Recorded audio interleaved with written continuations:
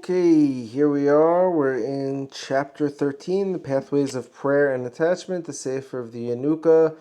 Today's lesson, gratefully sponsored by the upcoming Yurtzeit on the 25th of Tammuz of Pinchas Elimelech Halevi ben Shlomo Asher Halevi. May his parents, Shlomo Asher Halevi ben Bluma Roiza and Rachel Fruma Bas Rezel, merit a long life until May of Yasrim, until 120 in perfect health. Nachas from the kids, the grandchildren, the great-grandchildren, enormous abundance. Okay. Sorry to take everyone's time for that, but it's important. People support Torah, we have to support them. It's a cycle of life. Nonetheless, here we go. This is a fascinating piece today. Kasuv b'Zohar. It's written in the Zohar, She'lulei har-karbanos lo hayu miskaimim ha'elyonim ve'hatachtoinim. Says in the Zohar, if it wasn't for the karbanos, the sacrifices that were done in the base of Mikdash, the karbanot, before the temple and after the temple, there is a form of karbanot, but we're not there yet. Just the karbanot. There wouldn't be a world. The world wouldn't exist. The upper worlds and the lower worlds, the Yanuka writes, would not exist. El yoinim hayinu tzad kedusha. When we say the upper worlds, we're referring to the side of holiness. The tachtoinim, and when we say the lower worlds, we're referring heim ha'olamos hanifradim. These are the worlds that are separated, that are separate from the holiness.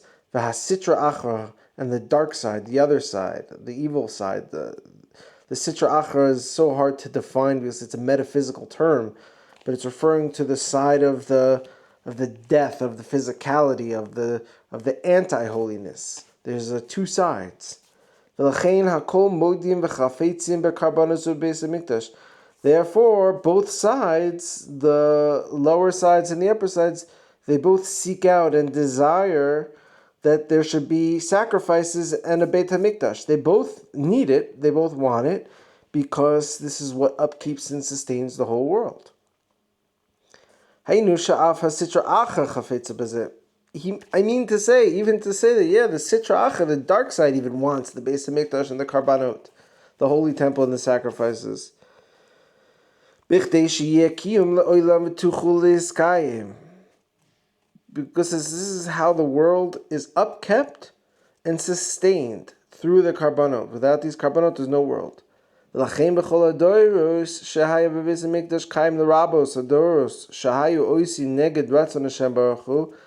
Therefore, all the generations that there was a Beis HaMikdash, that there was a holy temple standing, including the generations where they weren't even doing the will of God in the holy temple, meaning there was a Beit HaMikdash, there was a holy temple. Many of the years we were doing the will of God, but there were years where the people running the temple were not doing the will of God.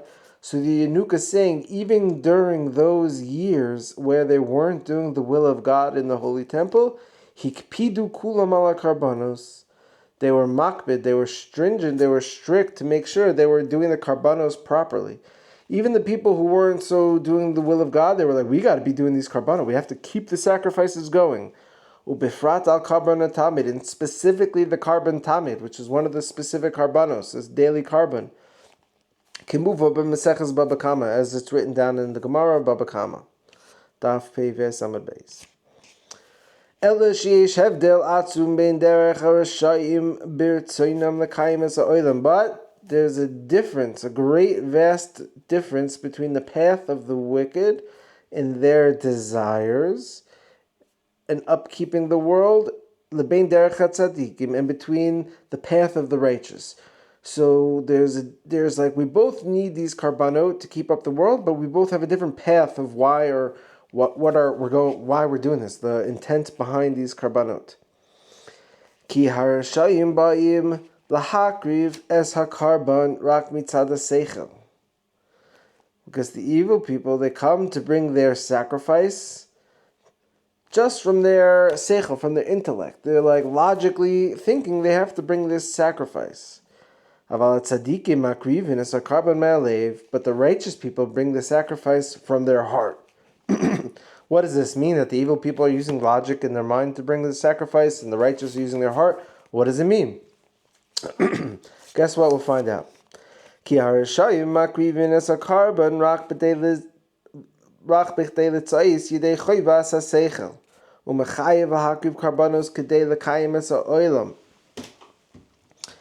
So the wicked people, they bring their sacrifices just in order to fulfill their obligation of the seichel, their logical obligation that requires them to bring sacrifices in order to upkeep the world. It's like, okay, I got a car, and the car needs gas, so I'm going to use my seichel, my logic. I got to put gas in the car to use the car. It's just logical. So these people are like, yeah, the world won't exist without carbonot. We better bring these sacrifices so we can have a world. But they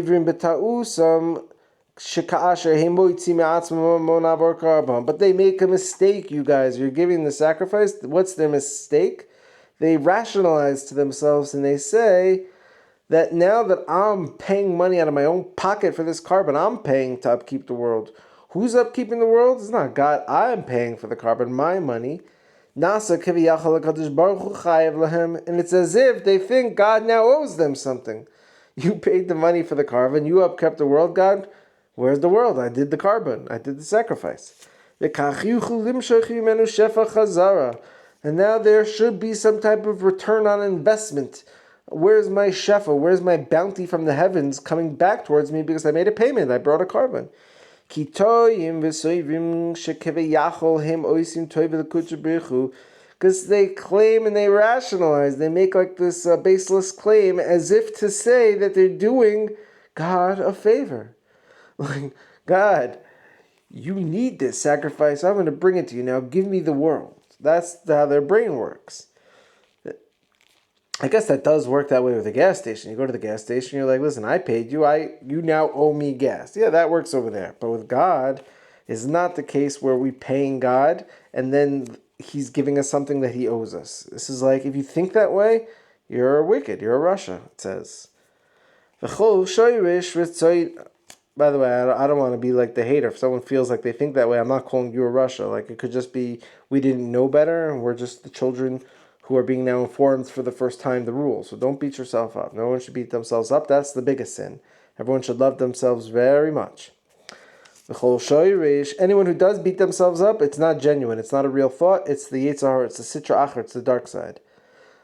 And you can reach out to me if you're beating yourself up. No one should suffer mental health issues.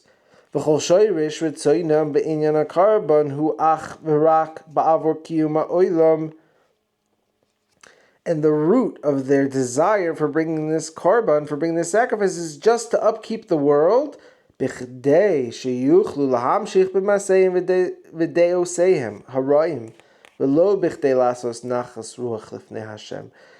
doing this just to upkeep the world so they can carry on and continue with their actions and their activities and their way they do things that are not necessarily good, that are evil things that you're doing, and not to bring pleasure and a chill, nachas ruach, by God. The reason you're bringing this sacrifice is so you can carry on with your little fantasy of whatever you're doing on planet Earth, which isn't God's desire, and that's why you're bringing it, and you're not doing what you're doing to bring God pleasure. Uvemilim acheros, and the Yanuka says, in other words, let me summarize. Hey, moisim zois bichtei lekabel velo kedei laseis. The Yanuka says, in other words, they're doing this in order to receive and not in order to give. You know the friend who's like, oh man, this guy's got a lot of money, so let's invite him to the dinner because maybe then he'll be an investor. So we invite the guy to the dinner, but he's like thinking, it's like, am I here because they want to give me a dinner or they want my money? Because if I sense that they just want my money and that's why I'm here, I'm out. But if they genuinely want me here, that's awesome, and then I do want to give them my money. You understand the psychology of how we were relating to God over here? Are you here to receive from God, or are you here to give to God? But the tzaddikim, the righteous people, they simply live in a reality where all they desire is to bring nachas ruach, to bring a chilled out spirit, to relax God, to make God at peace. In this matter, to bring God nachas ruach, to bring God peace, is the most important thing next to these righteous individuals. And all the things they do before God, it's all to appease God and to make God in a state of peace and to find grace in the eyes of God, to be something that God is favorable of your activities. This is what the tzaddikim, the righteous, are obsessed with, and the tzidkanios, and the righteous ladies.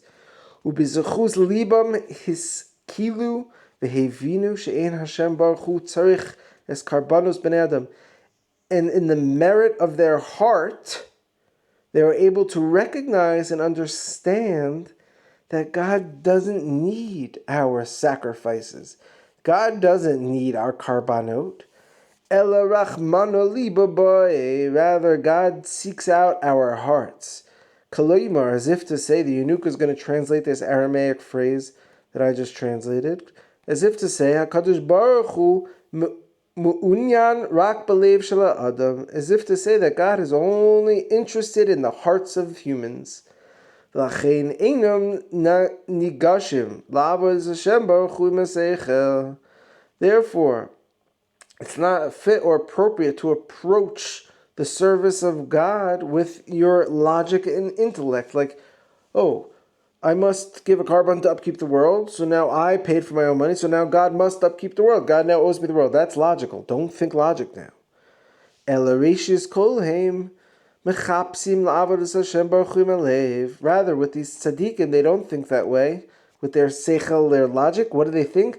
That the beginning of, the rashis, the beginning of and the purpose of all their searchings and all their ways they investigate and figure out how to serve God, may He be blessed, is with the heart. That's a tzaddik. The tzaddik is always like, how can my activities bring God to a greater peace? I'm going to use my heart to figure it out, and then I will understand. But if you just try to think about it logically, none of this makes sense, and you're going to get caught in a bad trip and be held by the dark side. So the Yanuka is trying to free us now from the dark side and to be in the path of the tzaddikim. We could tap into superpowers, be like the Yanuka himself, and call it a day. I love you all so much. Have a wonderful day. I don't want to talk too much. I talked so much today, so I'm going to just call it a day and tell you all I love you all so much. Have a good day. Stay strong.